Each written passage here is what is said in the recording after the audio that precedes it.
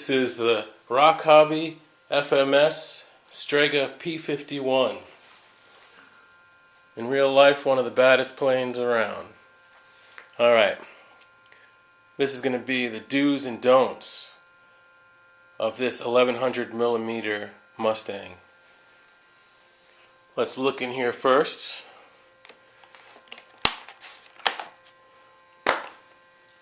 I always like to really represent with the Merlin sound system here. So we'll take that off. Turn this off. Okay. Now this Mustang, we'll start off with setting it up. Follow the manual as much as possible. You'll hear a lot of conjecture back and forth on different groups on where the correct CG should be placed. I have a transducer inside, basically a speaker that's down underneath right about this area of the plane. So it's a little forward of the CG line, and it's pretty heavy. I don't remember the grams, but it helps bring the CG forward, so I can put this 2200 milliamp battery where you see I have it now. I have my ESC way forward, right behind the motor. I put a little bit of CA glue, and there's a lot of space in here. Not a lot of battery space by the battery tray, but underneath there's space, so I put my ESC down there. I changed the ESC because the FMS ESC that came with it was trash. It was a 70 amp ESC that comes standard. This at wide open throttle produces around 71.9, almost 72 amps. I didn't realize that at the time until I blew one of the ESCs, because I like to use also a sound system and navigation lights. This one's out right now. But this plane is a great plane. Okay, so setting it up is really easy, like you've heard on the other videos. It's real easy to set up. It flies real nice. You know, I took the pilot out so I could make more space to put electronics. I have an orange brand ESC under there. That's an 8-channel ESC. I was using a different one. I had a crash because I was only using one antenna. I also have a satellite. I was always using a satellite antenna, but I was only using one.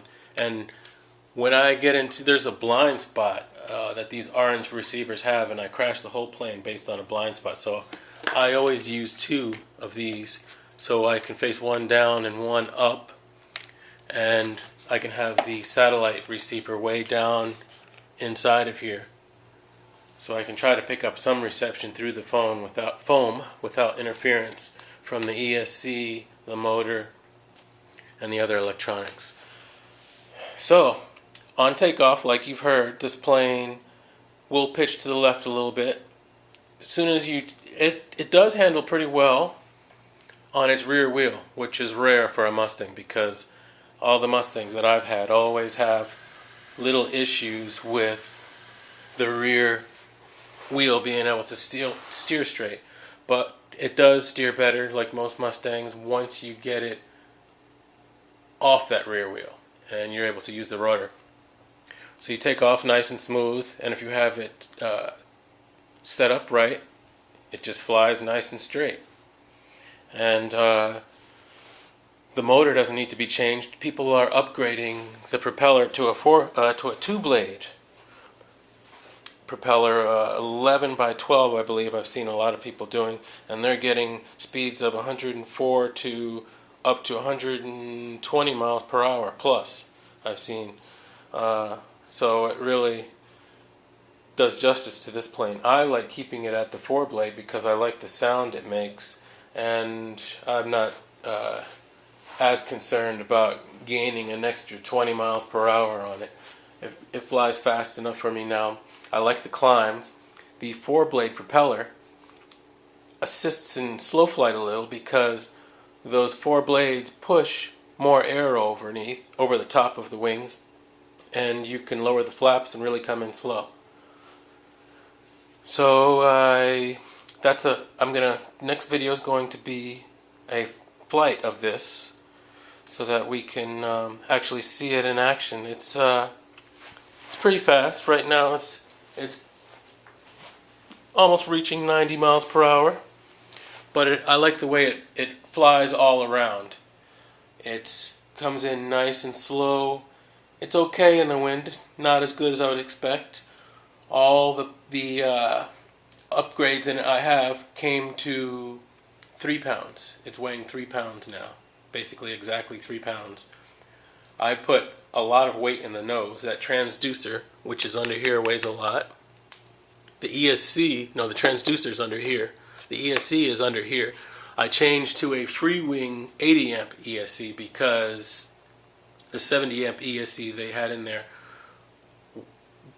blew out at around 74 amps. So, and I was lucky to be able to land it, even though the ESC blew out. So now I put a 80 amp ESC in there, and that really helps. It allows it to go a little faster because I use higher C batteries. So the retracts have issues. From day one, I've had issues on these retracts because one of the wires was very small, barely handling the power that goes through the wire, and frayed. So immediately it started not working. I was able to actually change the retract. There's servoless retracts. I had a servoless retract and I changed it, and then I crashed it into a curb. But after that I changed the retracts again, and they just have issues. So that's something you're going to have to deal with this plane, is the retracts. I mean, I land it pretty well each time, and just the retracts getting skittish. I don't know what it is, but anyway, the plane for its money is a great plane. Very nice, very stable. There's some fast planes out there, but they're not always stable in slow flight also. And it looks nice flying through the sky. It looks bigger than it is, and especially if you put a sound system, it sounds bigger. That's the Merlin Mustang engine sound. So next video is going to be this bird flying. See you then.